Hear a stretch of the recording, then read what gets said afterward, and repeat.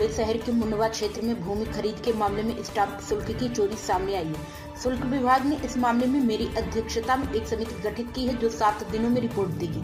जिन लोगों ने फर्जी दस्तावेज तैयार कर धोखाधड़ी की है उनके खिलाफ आपराधिक मामला दर्ज किया जाएगा, ऐसा बयान सह निबंधन महानिरीक्षक राजेंद्र मुंडे ने दिया है।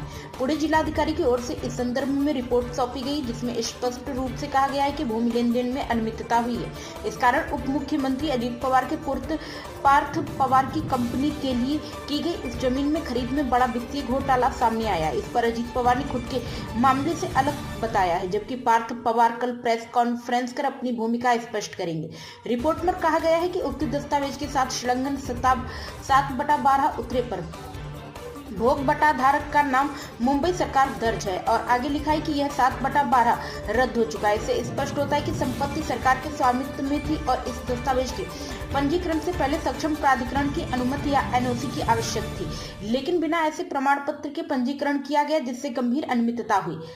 इस प्रकरण में तत्कालीन सहायक उप पंजीक रविंद्र तारू को निलंबित कर दिया गया है। विभाग ने कहा है कि जो भी दोषी होगा उसके खिलाफ कार्रवाई की जाएगी। 2023 की औद्योगिक नीति के अनुसार डेटा सेंटर और आईटी कंपनियों के लिए स्टाम्प शुल्क में छूट दी गई है। कंपनी इस छूट के लिए पत्र दिया था। अब इस पर उद्योग विभाग से स्पष्टीकरण मांगा जाएगा। रिपोर्ट के अनुसार यह लेन देन तकनीकी रूप से जटिल है और इसमें झूठ दस्तावेजों का उपयोग किया गया है। इसके लिए कंपनी के खिलाफ भी आपराधिक मामला दर्ज हो सकता है।